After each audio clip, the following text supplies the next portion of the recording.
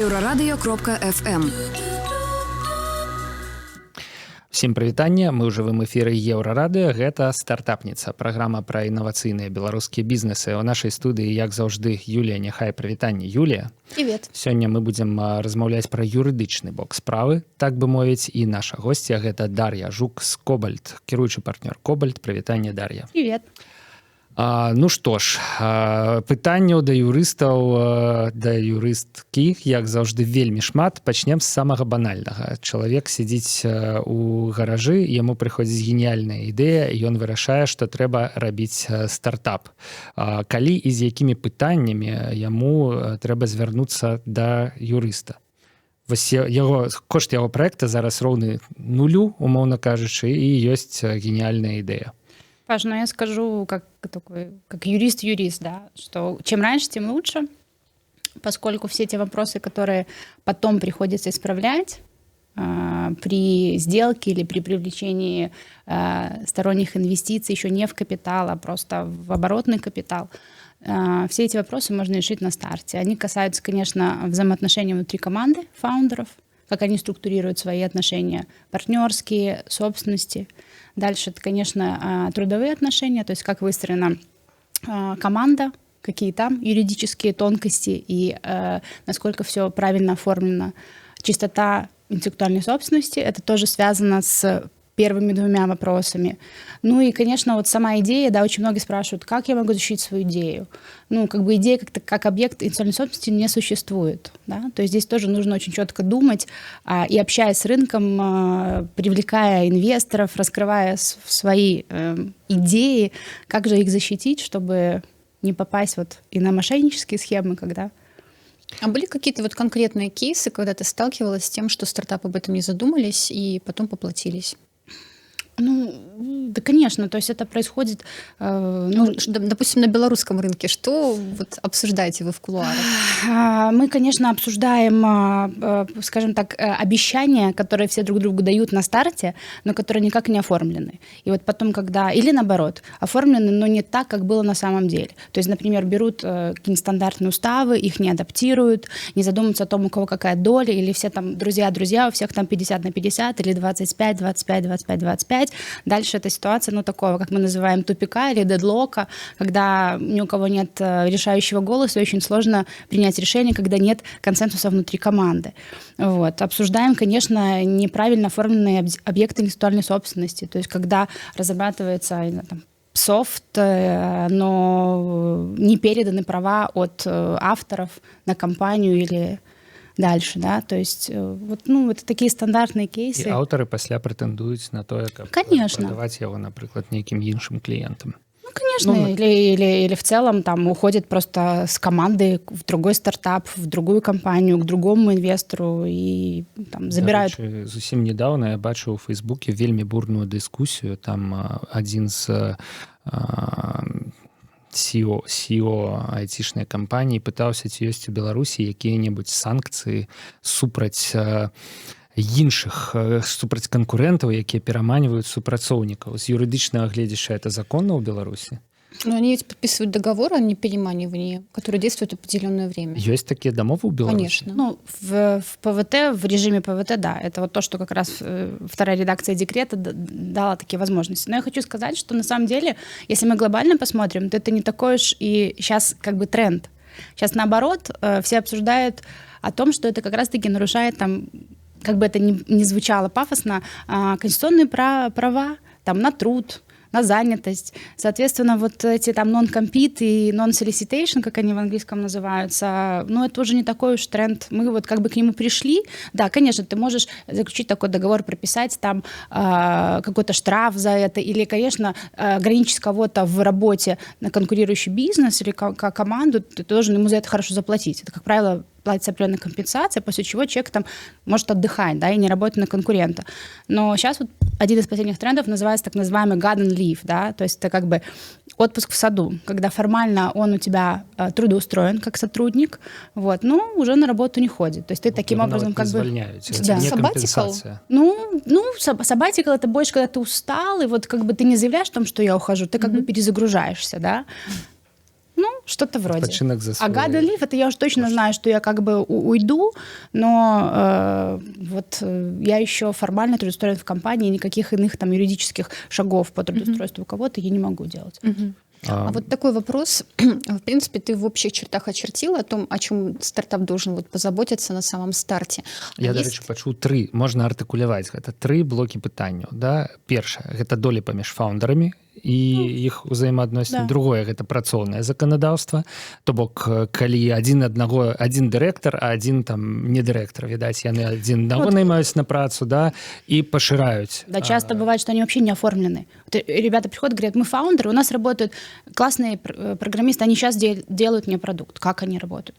Ну как? Ну работают, вот я даже им что-то плачу. В соседнем покое. Да, то есть Вон все, же. а дальше? Ну, кто они тебе? И если они даже не оформлены, то вопрос, как мы эту чистоту прав дальше на продукт и так далее сможем обеспечить? Да никак. І трэцяе, гэта аўтарскія правы. Вось трэцяя група. Ну, я бы еще, наверное, говорила общий такой юридический комплайнс, да, то есть если мы уже делаем стартап и облекаем его в форму там компании, да, юридического лица, то, соответственно, то, как юридическое лицо делает свой бизнес, как он соблюдает законодательство. Если мы говорим о ПВТ, то, естественно, есть определенные требования администрации, да, например, по соблюдению бизнес-плана того же. Да. И мы знаем, что есть уже прецеденты, когда исключают компании за то, что они не соблюдают заявленные параметры, да, в бизнес-модели. То есть такой комплайнс, то же самое отчетность. 4 гэта адпаведнасць кампаніі патрабаванням заканадаўства ці той свабоднай эканамічнай зоны, у якой яно працуе, локальным ці нейкім. И пятое, я бы вообще, наверное, говорила, чистота бизнес-модели в целом бизнеса. Конечно, это уже для более такого стартапа продвинутого, наверное, который растет активнее, но то, как ты взаимодействуешь со своими субподрядчиками, клиентами, я не знаю, там, если есть какие-то поставщики товаров, услуг, то есть как ты структурируешь все контрактные обязательства, если там лояльность, она такая, которая только, скажем, такие коммерческие условия, которые есть в этой бизнес-модели, сохранятся ли, когда поменяется собственник или придет кто-то еще в компанию, или это только лояльность к существующим фаундерам, да, насколько там есть аффилированность, насколько рыночные отношения, условия этих контрактов, например, есть какое-то там привлеченное финансирование, насколько эти ставки рыночные, не рыночные, то есть это вот то, что мы называем... Могуць вырашаць гэтае пытанне? Это не юристы, это... Гэта вельмі сур'ёзныя. Тут юристы, трэба такія конечно. даследаванні рабіць, чтобы знайсці афіляванасць там, бизнеса з адным з фаундераў, например. Это due diligence. Это делается, да, когда, конечно, в стартап вкладываются инвестиции или приходит сособственник, он делает прединвестиционную, там, предпродажную проверку, это все проверяется, но, ну, в принципе, это же все очень видно из контрактов, из тех там ставок и коммерческих условий, которые там написаны. Конечно, мы работаем в связке, не только юристы, но и там финансовые консультанты, аудиторы, технические консультанты тоже смотрят, если мы говорим о продукте, то они, конечно, смотрят и эту часть. Если модель явно бизнес такая, что она не рыночная, делается просто просчеты, если привести все к рыночной модели, то будет ли стартап так привлекателен, да? А вот такой вопрос. Юлія, да. прабач, я хацеў просто прабачыцца, ты пачала задаваць пытанне, і я просто нахабна ўлез, перабіў цябе, просто хацелася артыкуляваць вось гэтыя 3 пункты, ну мы высветлілі, што іх гораздо больше. Основных, ну нашмат болей, але іх 5. І вось я просто хацеў, каб мы, ну так ветліва вярнуліся да твайго пытання і права задаваць пытанне. Да, ну собственно говоря, ветліва Дарья к нему и вернулась, потому что я хотела уточнить, как все это может в итоге влиять на раунд инвестиций. Ведь это напрямую влияет и может быть именно предметом переговоров. То есть о чем нужно позаботиться до сделки и за сколько начинать об этом заботиться? За год, например, или как? Угу. Ну, может быть, кейс какой-то есть интересный. Здесь, конечно... Дарья, я прошу прощения, да. Мне кажется, нужно говорить чуть более... Сюда? Микрофон, да. Нормально так? Думаю, так. Хорошо.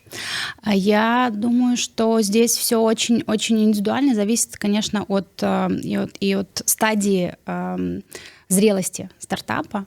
Ну вот те вещи, которые я сказала, это, конечно, такая гигиена, да. И, конечно, когда к тебе придет соинвестор или ты будешь интересен акселератору, да, какому-то, они всегда будут требовать как минимум создать корпоративную структуру, то есть компанию. Да, есть там группа лиц, фаундеров, классная команда, но все равно это должно быть уже структурировано в юридическое лицо. И это вот тот первый шаг, который нужно сделать. Как мы его структурируем, да, на каких условиях.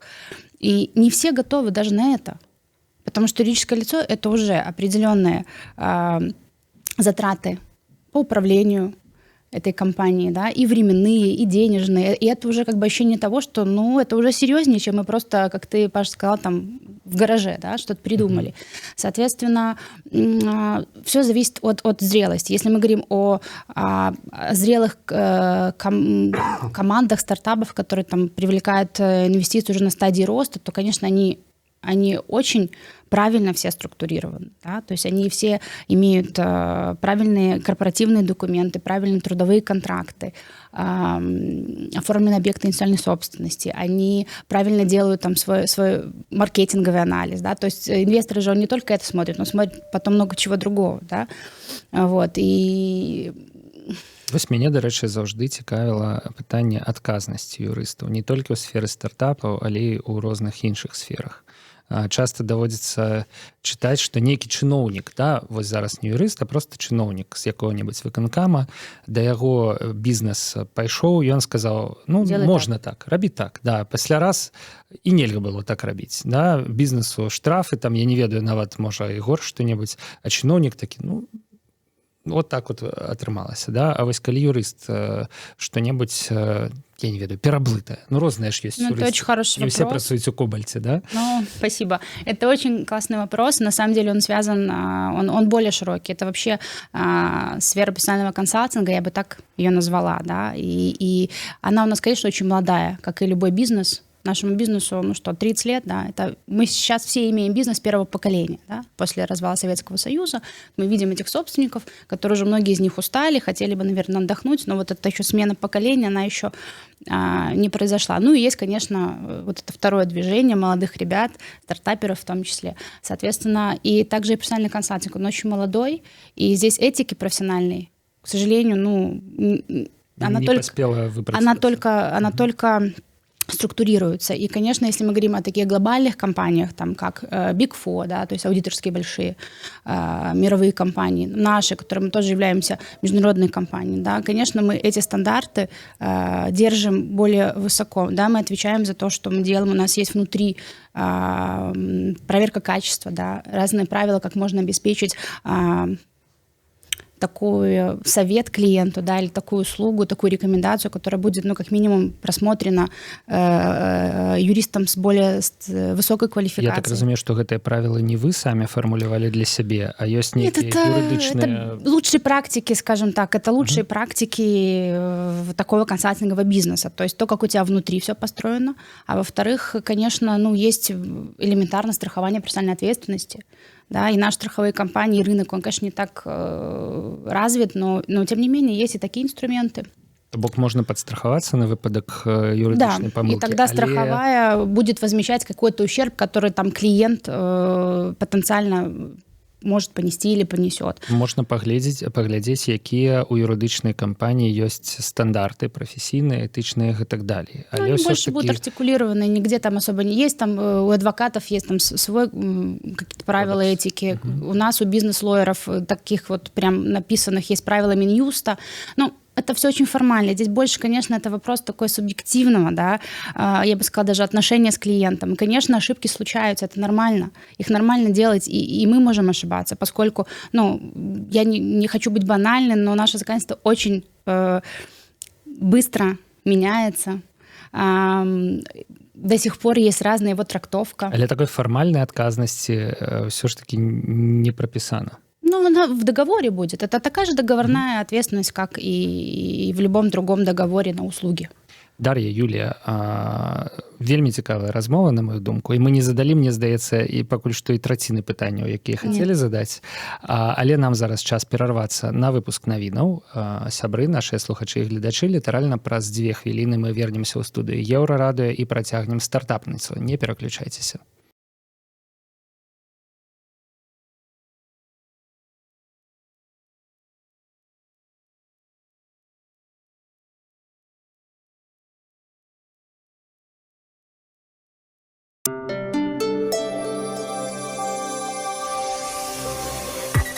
Еўрарадыё.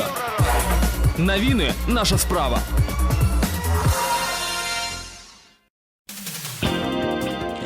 Вітаю, у студыі Святлана Адзінец, каротка пра асноўныя падзеі. Еўрапарламент абвясціў пра надзвычайную кліматычную сітуацыю на зямлі.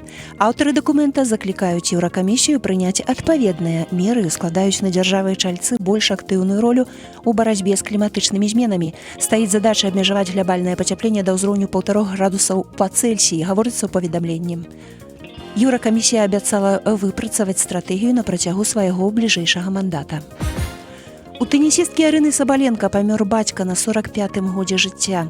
Сергей Сабаленка, былы хакейны брамнік. Менавіта ён прывёў Арыну ў спорт, калі ёй было 6 гадоў. Еўрарадыё выказвае спачуванні Арыне Сабаленка і яе блізкім. Падчас сустрэчы з намеснікам кіраўніка адміністрацыі прэзідэнта Андрэем Гунцэвічам старшыня партыі БНФ Рыгор Кастусёў перадаў кіраўніцтва краіны план дзеянняў на 2020 па ўмацаванні патрыятызму і нацыянальнай ідэнтычнасці. Гэта план на ўвесь год. І дзень роднай мовы, і свята незалежнасці, юбілей абвяшчэння дэкларацыі пра дзяржаўны суверэнітэт і стагоддзя слуцкага збройнага чыну. Гаспадар Кастусёў мяркуе атрымаць станоўчае рашэнне.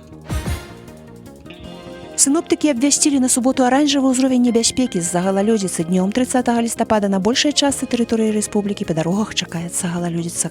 Паведамляюць сіноптыкі рэспубліканскага гідраметэацэнтра. Тэмпература паветра цягам сутак будзе вагацца ад 0 да +5, але ў другой палове дня упадзе да 3 градусаў марозу. Святлана Адзінец, служба інфармацыі Еўрарадыё.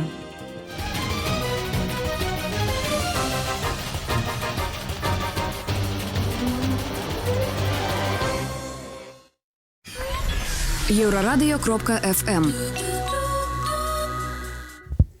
Вяртаемся ў студыю Еўрарадыё. Гэта стартапніца, праграма пра інавацыйныя бізнесы, якія існуюць у Беларусі. Наша сувядоўца гэта Юлія. Няхай яшчэ раз прывітанне, Юлія. Привет. Сёння мы размаўляем пра юрыдычны бок справы, і наша госця гэта Дар'я Жук, кіруючы партнёр Кобальт. Прывітанне яшчэ раз, Дар'я. І зноў я атрымаў у перапынку такі наганяй, што не даю Юлі ўвогуле задаць ніводнага пытання. І гэта, ў прынцыпе, праўда, таму я замолкаю. Юлия. Жги. Да, у меня несколько вопросов. В общем-то, ты их косвенно уже коснулась. Первый по поводу due diligence. Несколько раз уже во время эфира это слово звучало. И вопрос, собственно, такой. Я знаю, что ты рекомендуешь стартапам оценивать buy-side, покупающую сторону, будь то акселератор или инвестор или компания, и допускать к проведению due diligence тоже вот не каждую компанию. Вот расскажи, поясни, почему так? Что здесь вот ты имеешь в виду? Да, это вот уже из опыта работы не только со стартапами, но и с такими уже достаточно зрелыми компаниями. Когда мы ищем деньги, вот тоже есть такой у инвестбанкиров такой основной посыл, что деньги нужно искать тогда, когда они тебе не нужны, потому что когда они тебе не нужны, их тебе мало кто даст.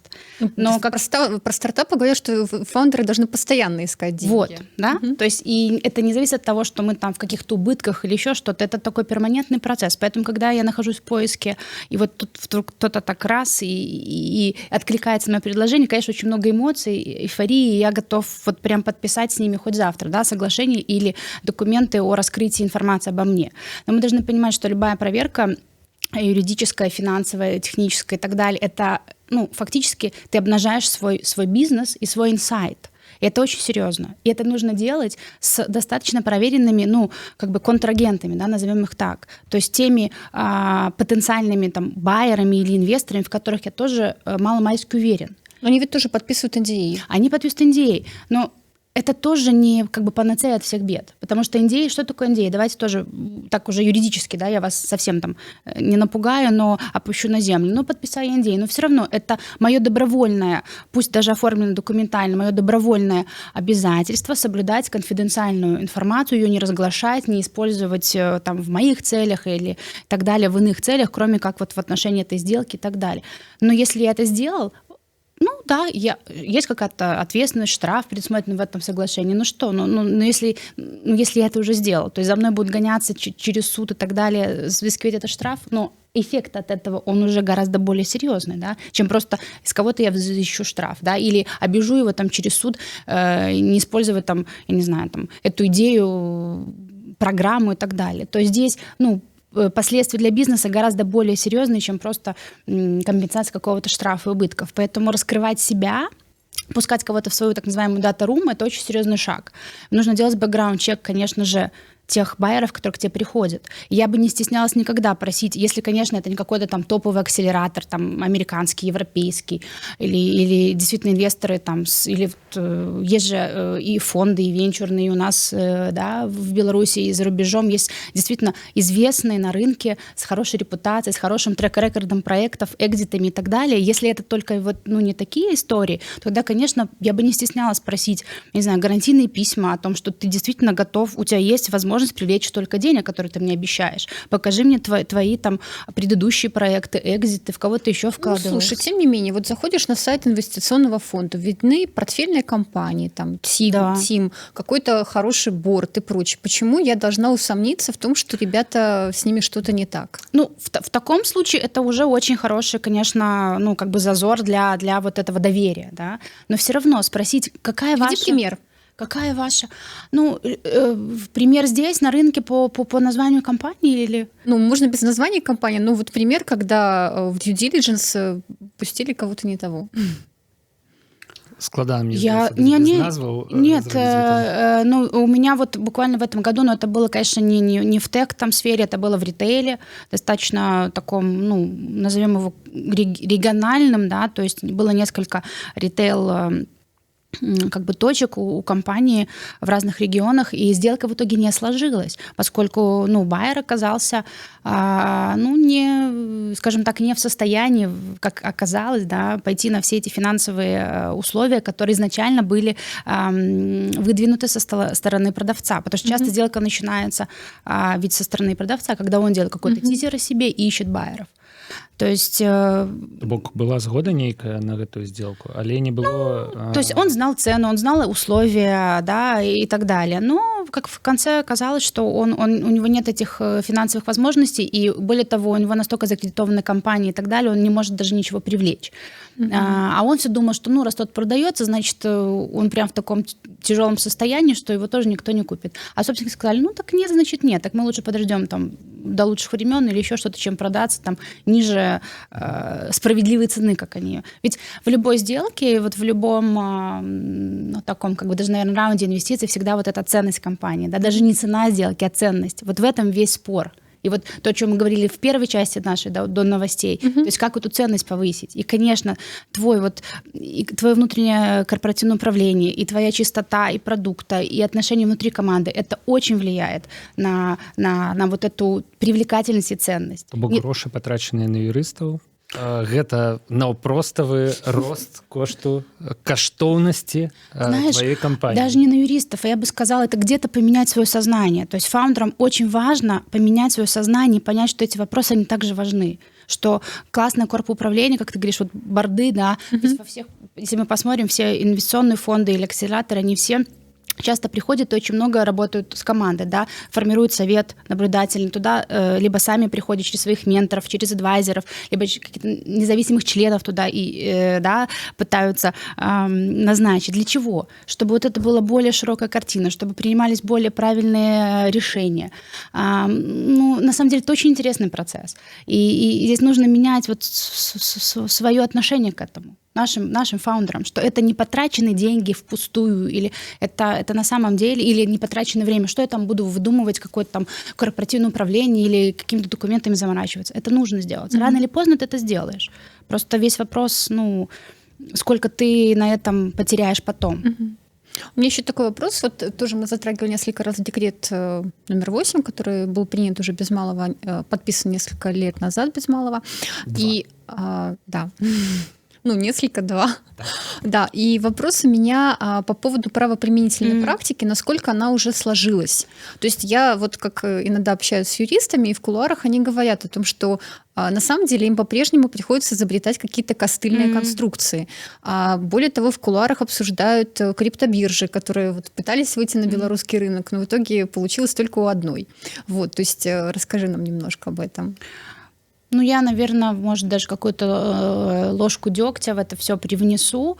У нас ни одна сделка не структурировалась вот в белорусской юрисдикции. Ну, там, где есть иностранная сторона, да, там И buyer. даже вот сделка Flow и Mangrove. Даже Flow Mangrove, ну, я тут, наверное, Извините, для наших Да. зрителей, вот компания Дарьи Кобальт, где она работает управляющим партнером, она выступала на стороне Mangrove Capital фонда в сделке со стартапом Flow. Flow туда привлекли $12 миллионов.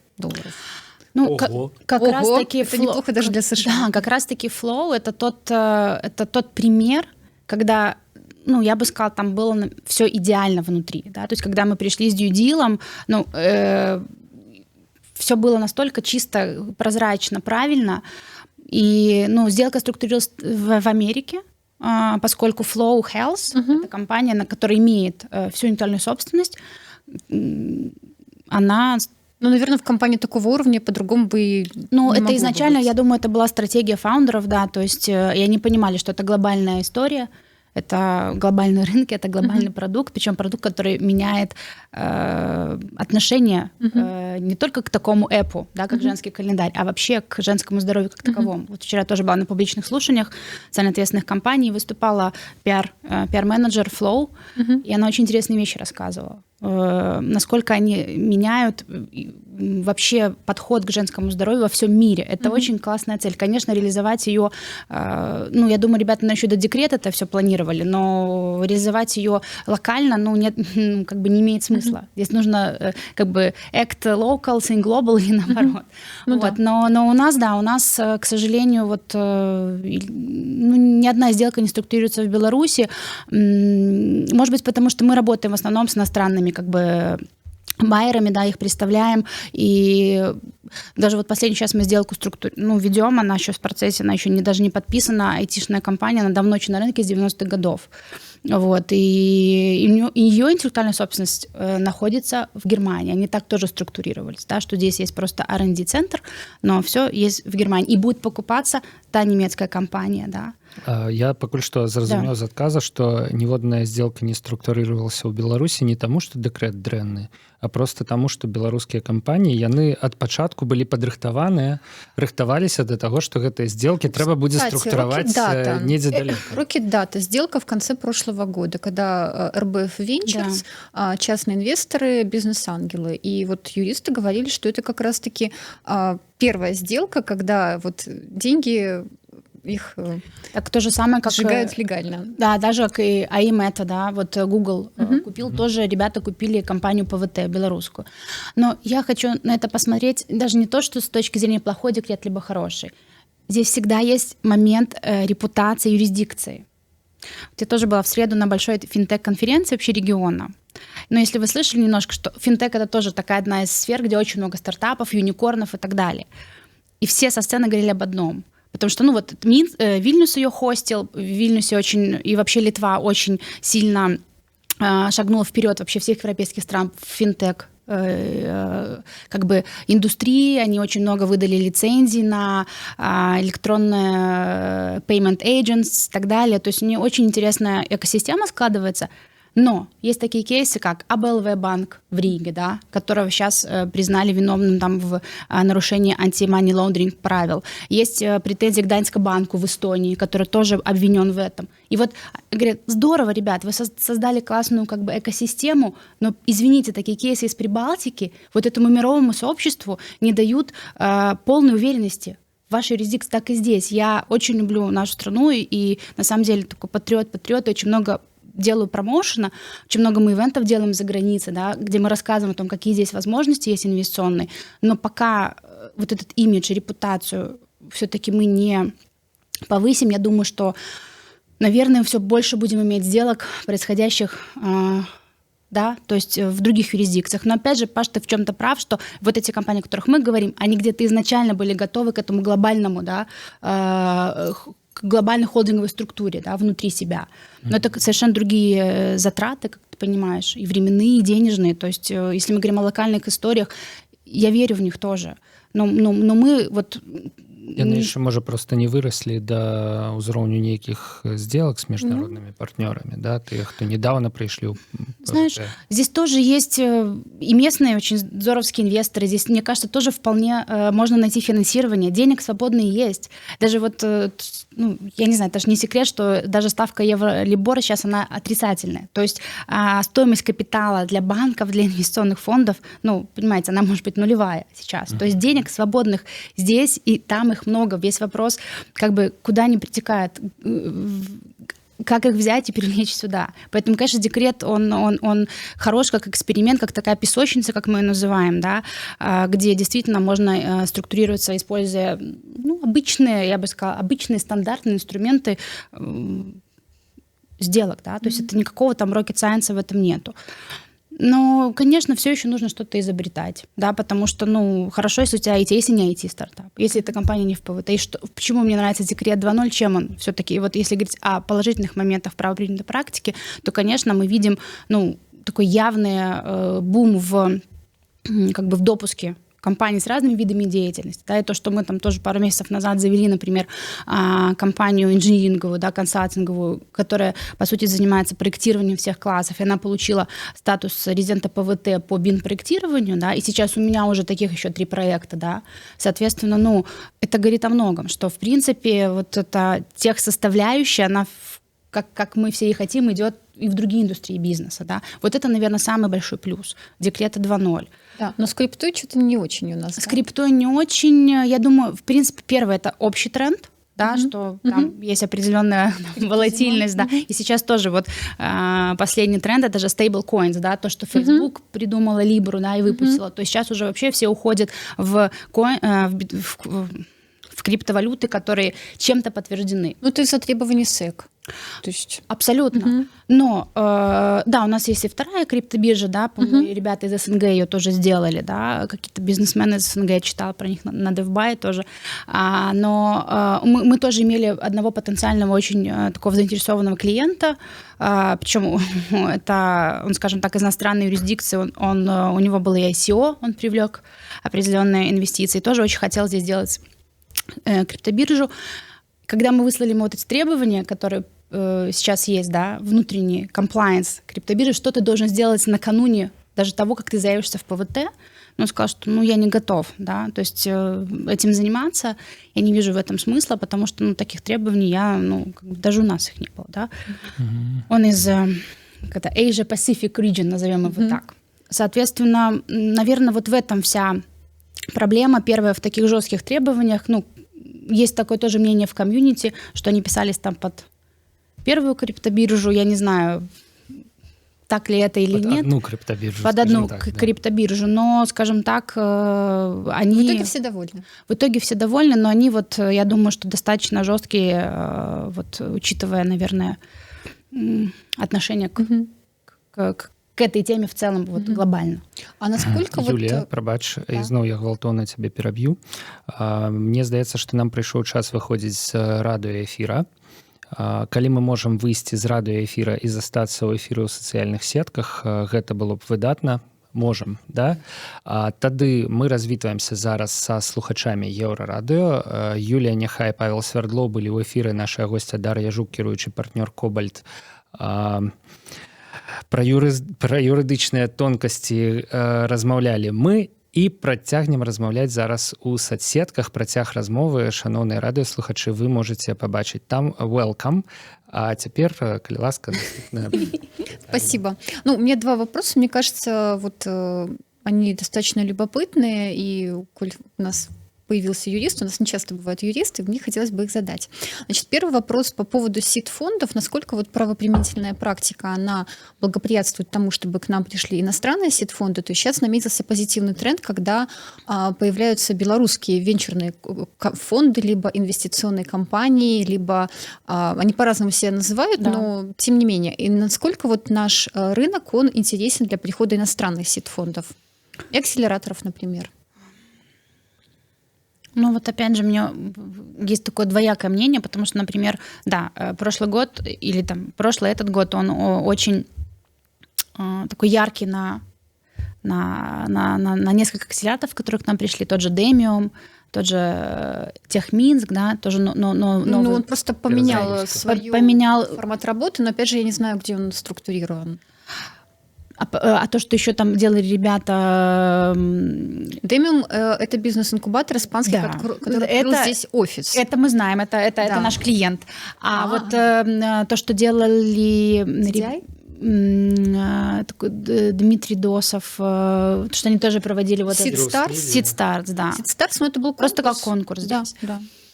Ну, то есть, конечно, экосистема, она очень живая.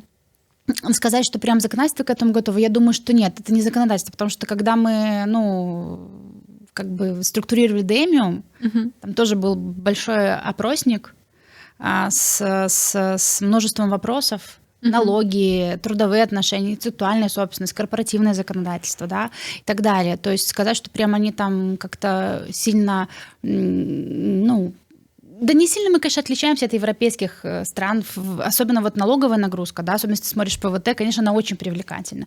Но здесь все равно опять вот вопрос доверия к юрисдикции, к тому, какие здесь есть стартапы и есть ли во что вкладывать. Я думаю, с этой точки зрения мы смотримся достаточно привлекательно, да, то есть как бы... Бок і стартапы ёсць і ў прынцыпе падатковы рэжым нормальный, спрыяльный. Выводить, скажем так, дивиденды спокойно можно, да, то есть валютные ограничения сейчас их все меньше и меньше. Криптобиржа появилась. Криптобиржа появилась, Одна, але якая. Да, но с другой стороны, для таких проектов это не самое, да, важное. Але даверу няма. Але давер гэта нешта, што існуе ў цэлым да Я краіны. думаю, что да. Не да дэкрэта, думаю, не что да ПВТ. Вот несколько лет назад, когда, получается, был подписан только декрет, один мой знакомый, который живет в США, и он очень давно планировал открыть венчурный фонд либо в Украине, либо в Беларуси, и его интерес в Беларуси был обусловлен тем, что в декрете анонсировалась возможность повышения значительного, более чем на 20%, повышения возврата капитала РОК для лимитированных партнеров фонда. То есть, это то, ради чего, собственно, создаются фонды. Я часто. не знаю, как я вот... такого... Да нет такого там в декрете. Да. Это может быть в целом, если смотреть в целом на налоговую нагрузку, которую можно минимизировать, да, будучи находясь в ПВТ, может быть, да, но мы все еще не имеем вот этих как бы льготного налогообложения для венчурных фондов, когда их прибыль может там льготироваться, да, когда они при экзит делают и получают какую-то прибыль, она может быть льготирована. Насколько я знаю, что эти все инициативы как бы есть и там в правительстве и так далее, но они все еще на бумагу не положены. Но и я что еще хотела сказать, цяжка патлумачыць чыноўнікам там з міністэрства ў пінжаках, што калі венчурны фонд мае перспектыву зрабіць сделку на $100 мільёнаў, ён усё ж такі... Налоги не надо с него брать большие. Не столькі, як бы, да, то бок калі там ужо рэальна ідзе вось гаворка пра такія сумы, да, то можна... як бы ці взять меньше, ці сгубить просто эту сделку увогуле. Здесь нужно понимать всю цепочку. Прежде чем что-то получить, венчурный фонд вкладывает. Да? То есть это же не акселератор, который, да, он может тебя там 10-20 тысяч, 25 вложить, а потом там менторить, обучать в своей академии и так далее, доращивать до чего-то, но такими больше как софт вещами, да, советами, учебой и так далее. Здесь же все-таки речь о том, что венчурный фонд, он вкладывает деньги, и чаще он привлекает даже деньги с рынка. А потом, когда он делает экзит, там энное количество иксов. Вот этот вот вопрос, как это облагается. То есть... И это питание не вырашено. Нет, но оно есть обычный режим налогообложения, да. То есть... да, вырашенный в звычайном режиме. То есть есть сейчас там возможность конвертируемого займа, да, когда ты можешь, в принципе, свой займ потом конвертировать в собственность. И это, в принципе, нормальное правило для всех там европейских корпоративных как бы законодательств. У нас этого нету для нормальных ООО. Это тоже большая проблема, да. Вот, но... А есть в межах ПВТ и ДКТ 2.0? Да, есть в межах ПВТ. Это ж добре, правильно? То бок все ж таки есть певные выходы. Я тут уже раптом зрабіўся прихильником декрета и шукаю некие оптимистичные Нет, конечно, нет, так они есть, безусловно, есть. И здорово, что есть это движение. Здорово, что есть это движение, и есть реальные кейсы на рынке. То есть у нас есть все шансы стать, я не знаю, там, high-tech nation, да, как мы любим. High-tech, да, high-tech nation. но вот вера все равно в страну, в юрисдикцию, какие-то ее общие имиджевые вещи, они важны. Правда, добра, і в венчурному мірі теж важны. Што мусіць адбыцца? Мусіць все ж таки нехта правесці праз ПВТ першую сделку на 100 мільёнаў і тады ўсе пабачаць, што працуе. Першы смельчак знайшоўся, его не закруцілі, не арыштавалі, не ўзялі з яго 50% падаткаў, да? І вось так можна. Гэта можа зрушыць ці... Так есть такие примеры. Есть громкие имена, да, тот же Viber, который мы здесь сделали, тот же Маскарад, который купил Facebook, Wargaming, да. Але гэтыя сделки структуры... Ну, это не сделки, это я просто говорю как продукты, да, которые выращены здесь. Нет, success есть, и они есть. Как бы, да. Все отмечают, что у нас тоже много клиентов, которые, например, здесь имеют R&D свои центры, да, в ПВТ и так далее. Все просто восхищены, например, уровнем подготовки кадров здесь, да, тем, как ребята работают, какой здесь уровень, в принципе, отношения к работе и так далее. То есть они все очень этим довольны. Конечно, есть разные, там, есть какие-то печальные истории, когда там, наоборот, команда там, срывалась с места, да, забирала там все код, и... да, их было не найти. И такие истории, и такие есть истории. И про такие тоже нужно говорить истории, да. Это тоже мы. Вот, и это тоже вопрос нашего какого-то вот роста, развития и как я не знаю, как предпринимателей, как добросовестных предпринимателей. Можно еще один вопрос, последний? Добро. Да. Вопрос по поводу адвайзеров. Мы его немножко затронули во время перерыва. Мне он кажется очень тоже таким актуальным. То есть был период, когда стартапы привлекали адвайзеров, каких-то людей с громкими именами. Это был период именно, когда популярны адвайзеры-советники. То есть есть основная команда и есть так называемые адвайзеры, люди, которые как будто бы работают со стартапами. В период, когда был бум на блокчейн-проекты, адвайзер — это было что-то такое а-ля красивый борд. И типа, вот, покупайте наши токены, потому что посмотрите, какой у нас красивый борд адвайзеров. Что вот это вот такой репутационный момент, ну, что да, с нами работают, мы вас точно не обманем. Да, с другой стороны, если стартап не хочет вот сейчас очень как бы раздавать большое количество долей, но ему нужны рабочие руки, а денег платить нету зарплату, да, то вариант, в общем-то, взять адвайзера, сказать, что когда вот потом все получится, ты получишь там какую-то небольшую долю свою.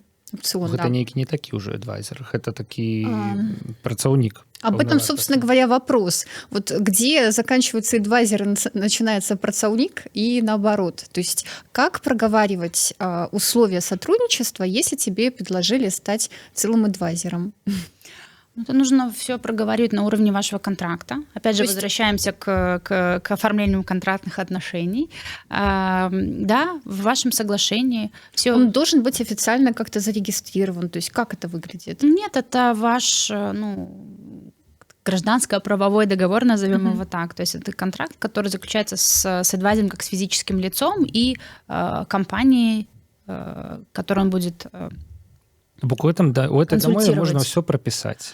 Да, обовязки, это абсолютно, это абсолютно такая как бы история внутри команды. То есть и адвайзер, я считаю, что сам может выдвигать определенные условия, там, сколько стоит его время, какие результаты он обязуется достичь или какие услуги оказывать. Более того, если адвайзер — это такой репутационный момент, да, то я так понимаю, что это же будет публично заявлено где-то на сайте компании и так далее. То есть это тоже должно быть каким-то образом оценено, да, с точки зрения компании. Да. Опцион — это тоже одна из очень хороших штук, и я бы тоже в нее очень верила. Вот, кстати, на прошлой неделе консультировала тоже одного нашего парня, мне очень понравилось, он уже бывший сотрудник компании, которая сейчас выходит на IPO. Это очень интересная история. На IPO он выходит? Вот боюсь сейчас сказать юрисдикцию, и будет ясно, но не здесь. Европейская юрисдикция. Очень, то есть это реально выросший стартап за несколько лет, а он уже там не работает несколько лет. И вот таких, как он, работников с опционами, причем и уже бывших работников, 20% в общем капитале компании. То есть ребята, фаундеры, очень правильно делали. Ребята работали, адвайзеры, ребята и так далее, они всем раздавали опционы. Причем опционы структурировались по праву той страны, где зарегистрирована головная компания. Это европейская страна. И сейчас, когда сами фаундеры будут выходить, их покупает стратег, а стратег дальше доводит компанию до IPO, вот эти 20%, хотя у каждого из этих вот Потому что работников... период необходимо проработать вот 4-летний. Вот этот период, он очень разный. Часть. Нет таких прав, он очень разный. Вот это есть опционная политика компании, она в каждой компании своя. Но вот это как раз тот пул уже ребят, которые поработали и получили опцион. Уже у них есть реализованный опцион. И причем, я говорю, они уже несколько лет как не работают, и они все равно по вот той, по праву той страны числятся И заховывать право. Реально, у них там, у каждого может там 0,01%, но в общем пуле 20 это очень много. И, конечно, это такая доля, с которой нужно считаться. И вот сейчас очень интересно, но какой вопрос был у него, что как я могу присоединиться к мажоритарному пакету? Я хочу, чтобы меня продали вместе с фаундерами, поскольку я понимаю, что когда фаундер уже выйдет из проекта, он будет, может быть, не такой привлекательный. Ну, опять же, это такое мнение объективно-субъективно. Хотя, мне кажется, на стадии, когда ты уже до IPO доходишь, мне кажется, фаундеры — это важно, но не настолько. Уже компания сама по себе есть, да, зрелая. Так вот, и мы стали смотреть документы, и там не было этого так называемого drag-along права, да, когда ты можешь прикрепляться, и мажоритарий обязан тебя прикреплять к своей сделке. Да, это, кстати, тоже то, что можно сейчас вот по нашему законодательству сделать. И я к чему все это рассказываю, что опцион — классная история, но нужно всегда понимать, что он говорит, я даже не помню, что я подписывала и так далее. И я понимаю, что они даже в это не верили, что когда-то это возможно. А это возможно, это так работает. Вот эти юрисдикции со стабильным бизнес-климатом, законодательством и так далее, если есть этот опцион, значит, он есть. И даже через 2 года, через 3 ребята могут заработать, не имея уже отношения к компании никакого. Это такая а вот этот drag-along нужно было решать тогда. Ну, понятно, что ты со своим 0,01, но ты не можешь диктовать. Если в политике компании его нету, и, в принципе, правильно, с другой стороны, я тоже так долго думала, но это правильно, потому что, это должен стратег решать. Что делать с этими 20%? В этом выпадку он атрымае акции. Он уже ими владеет, он просто получит кэш. И сможет их продать. Ну да, то есть весь вопрос просто по какой цене и когда он будет продаваться. Вместе с основным пакетом или его оставят, и когда будет IPO, его же акции размоются. Соответственно, здесь весь вопрос, вот как быть с этими пулом опционного. Поэтому... шанс у твоего клиента есть? Я думаю, что это все равно, это уже зависит не от него и даже не от фаундеров, это зависит от стратегического инвестора, который будет моделировать вот этот выход на IPO. Сейчас это так, но если бы можно было об этом задуматься раньше и думать, анализировать, что мы подписываем, да, вот в качестве этого опционного соглашения там, и так далее, то, в принципе, это можно было бы каким-то образом, особенно когда ты был бы, например, ценным сотрудником в тот момент. Сейчас, конечно, кто там пойдет тебе на уступки. Вот, а тогда это можно все структурировать правильно. Поэтому это классный вопрос, но это все в плоскости договорных отношений. И здесь нужно тоже уметь отстоять себя, свою позицию и понимать свою ценность. Потому что, к сожалению, я тоже вижу, часто мы не ценим себя. Да? То есть вот это тоже наше такое национальное. Мы почему-то не умеем ценить свой труд, интеллектуальный труд. Время, да. И верым у поспех. Да. Сябры, вельмі класная, мне здаецца, у нас была размова, яна пачалася з вельмі прыватных пытанняў пра гараж і стартапераў з адной ідэі, пасля выйшла на ўзровень абсалютна глобальны ўзровень працы дэкрэта нумар 8 і давера да краіны, а пасля мы яшчэ пачулі адну гісторыю сучаснай папялушкі, магчыма, да, якая ўжо ні ва што не ўверыла і ні ва што не спадзявалася, але ўсё ж такі дзякуючы таму, што так ці інакш юрыдычныя фармальнасці былі вырашаныя, магчыма, не ў тым выглядзе, у якім гэта было б ідэальна, але атрымае сваё шчасце. На гэтым, я думаю, што мы скончым. Дзякуй вялікі тым, хто сёння быў у студыі Еўрарады. Юлія, няхай Павел Свярдлоў сам сябе падзякаваў нейкім чынам. Ладно, і галоўнае, што гэта кіруючы партнёр кампаніі Кобальт Дар'я Жук. Наступная стартапніца ў наступную пятніцу, а цяпер усім да пабачэння.